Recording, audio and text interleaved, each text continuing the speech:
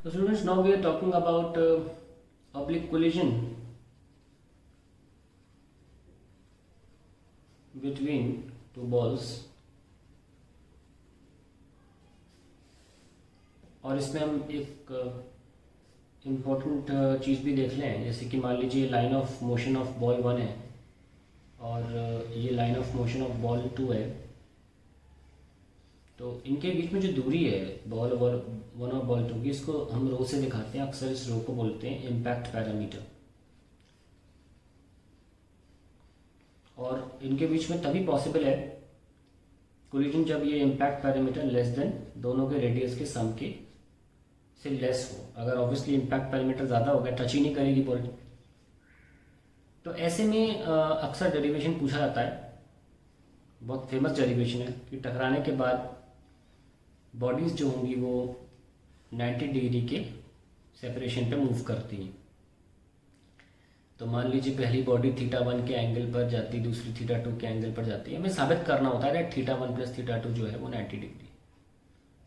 ये बॉल 1 चली गई, ये बॉल 2 चली गई, तो हम लिख सकते हैं दैट θ1 जो है वो स्कैटरिंग एंगल ऑफ बॉल 1 है और θ2 जो है वो है scattering angle of ball 2। And θ1 plus θ2 को हम बोलते हैं divergence angle of divergence angle. ये सब टर्म्स इंपॉर्टेंट है, याद रखिएगा कि जब जेई के एग्जाम देते हैं तो सब टर्म्स आते हैं, impact parameter, all these things will come. तो आपको पता चलना चाहिए क्या बातें हो रही हैं। Of two balls after collision, derivation school level पर भी है, पर ये सब वर्ड्स आपको रिफ्रेशर्स में नहीं मिलेंगे और जेई के एग्जाम्स में आपको ये वर्ड्स मिल जाते हैं। Of two balls after collision. ना हम बात करते हैं अलोंग, जैसे कि हम देख सकते हैं कि दो बॉडीज़ हैं।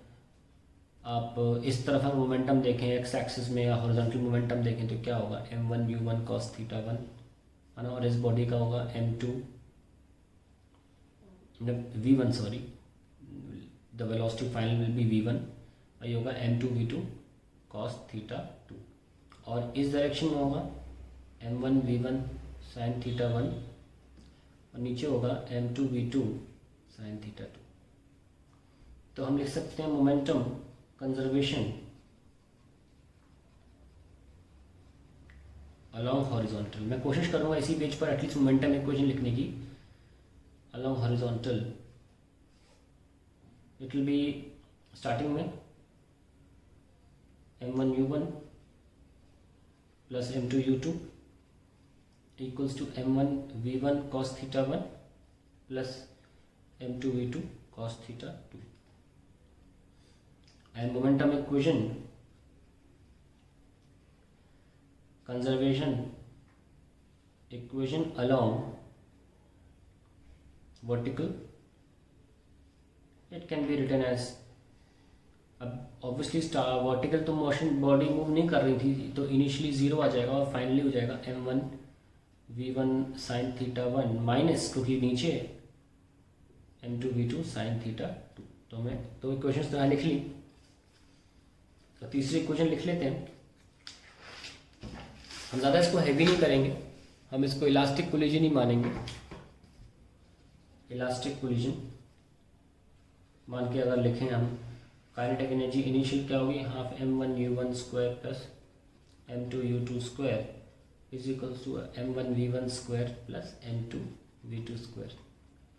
सो ये हमारी तीन इक्वेशन है जिसमें आपको गिवन डेटा की मदद से सब कुछ निकाला जा सकता है। लेकिन जो π/2 वाला केस है, case of divergence angle equal to π/2, ये जो केस है ये इस बात के मद्देनजर, इस बात की कंडीशन बेस्ड आता है कि एक तो मासेस इक्वल रखे जाते हैं और टारगेट बॉडी रेस्ट पर होती है। उस बेसिस पे हमें प्रूव करना होता है। ठीक है, तो प्रूव कर लेते हैं। जैसे कि अगर हम बात करें टारगेट बॉडी रेस्ट पर, तो पहली फर्स्ट इक्वेशन लिखें तो क्या निकल के आएगा, m1 u1 plus m2 u2 equals to m1 v1 cos θ1 plus m2 v2 cos θ। ये इक्वेशन थी, तो इसमें आप एक तो मासेस इक्वल रख दीजिए और ये जीरो, तो आ जाएगा u1 equals to v1 cos θ1 plus v2 cos theta 2, ठीक है। और दूसरी इक्वेशन जो है उसमें रखें अगर, उसमें 0 इक्वल्स टू क्या था, m1v1 sign theta 1 minus m2v2 sign theta 2 था। मासेस तो इक्वल थे और हम लिख सकते हैं v1 sine theta 1 equals to v2 sine theta 2। ये हमारी इक्वेशन दूसरी निकल के आती है, पहली इक्वेशन निकल के आती है अगर हम कंडीशन रखें। क्योंकि हम अब सवाल शुरू कर रहे हैं तो लेट्स राइट फर्स्ट इक्वेशन ये है, सेकंड इक्वेशन ये है। वो जनरल केस के लिए था, हम प्रॉपरली क्वेश्चन सॉल्व कर रहे हैं कि पाई बाय 2 कैसे आएगा। और थर्ड इक्वेशन जो एनर्जी इक्वेशन थी उसमें भी हम लिख लेते हैं, आपको एनर्जी इक्वेशन ऊपर ही लिखी है तो इसमें u2 0 कर देते हैं और मास काट देते हैं, हाफ भी हटा देंगे तो u1 square is equals to v1 square plus v2 square.